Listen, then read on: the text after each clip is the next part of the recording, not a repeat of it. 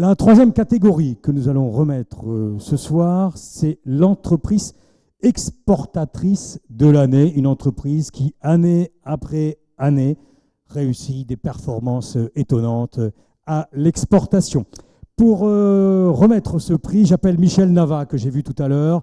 Bonsoir Michel, le voici, directeur des entreprises aux Caisses d'Épargne Île-de-France. On l'applaudit. Prenez donc un micro. Et alors, j'ai une question toute simple. C'est la première fois que vous vous associez, m'avez-vous dit, au palmarès du MOSI, voilà, qui est une fort belle idée de distinction ainsi de ces belles entreprises à l'exportation. Pourquoi donc ?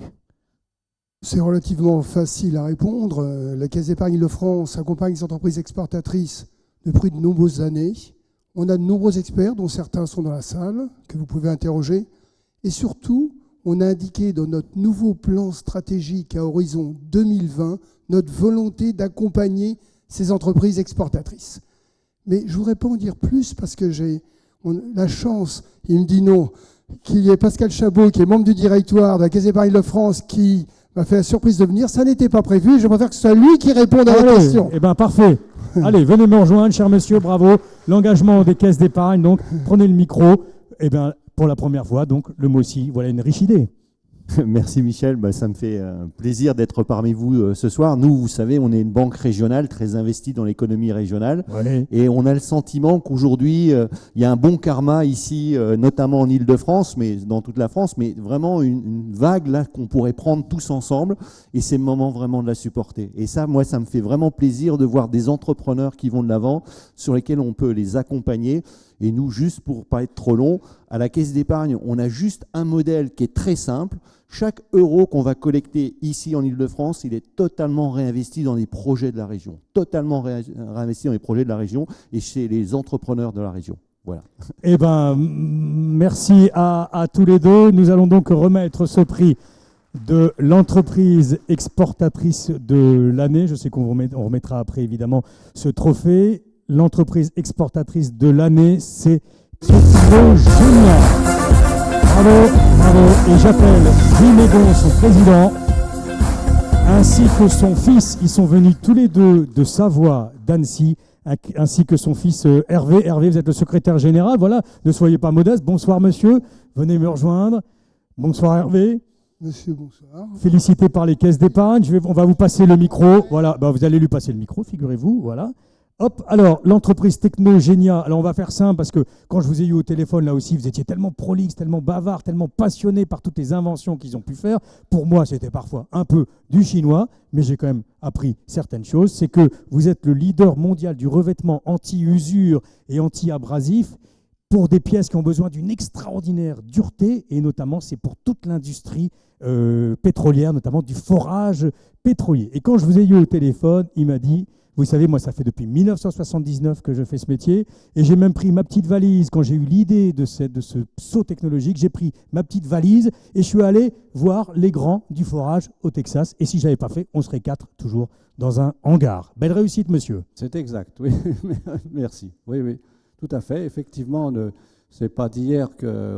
Au début, on a eu un peu de culot quand on a mis au point ces produits anti-abrasion qui avaient de hautes performances et on avait un peu de mal à percer. On s'est pris de culot et je suis allé voir les grands fabricants de matériel de forage qui se trouvent aux États-Unis. Et je peux vous dire que le Paris-Houston avec Air France, je connais ça maintenant depuis longtemps. Voilà, tout à fait. Non, c'est effectivement, et on s'est aperçu qu'aux États-Unis, le produit était tout à fait accepté et mis en valeur. Et donc, à ce moment-là, ça nous a un peu donné des idées. Ça nous a conduit à installer un premier service center à Houston, au Texas. Puis ensuite, emporté par notre élan, un deuxième service center à Oklahoma City. Ensuite, on est allé en Angleterre, à Sheffield. On a installé aussi un autre service center. On s'est hasardé également au Canada, à Edmonton, toujours dans la promotion de nos procédés et de services pour ces fabricants de matériel de forage. Oui. Et puis tout récemment, on vient de démarrer un service center à Dubaï, où l'activité, j'allais dire, de forage pétrolière est assez importante. Oui, bien évidemment. Alors, c'est une entreprise aujourd'hui qui 22 millions d'euros. Vous avez eu un petit... et puis je crois que vous avez des très belles perspectives sur 2017, parce que là, on est en pleine reprise quand même du marché, malgré un baril hésitant. On sent quand même le frémissement et la demande. Oui, c'est vrai que la baisse des cours du pétrole a entraîné une réduction de l'activité d'exploration dans l'ensemble des sites. Cette activité a baissé d'environ 30 à 40%. Les fabricants de matériel de forage ont vu leur chiffre d'affaires en conséquence baisser, et nous, par voie de conséquence, on a vu également le nôtre baisser. Et donc là, repartir là. Oui, effectivement, dès 2017, pratiquement, nous avons retrouvé les positions que nous avions en 2013-2014. Voilà.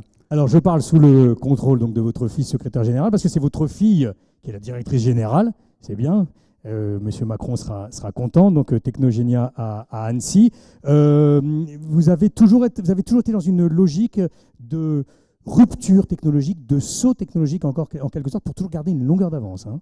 Oui, ça a été effectivement un challenge. On s'est aperçu que si on voulait vraiment se distinguer à l'international des concurrents qui étaient allemands, italiens, qui sont assez musclés, il fallait innover.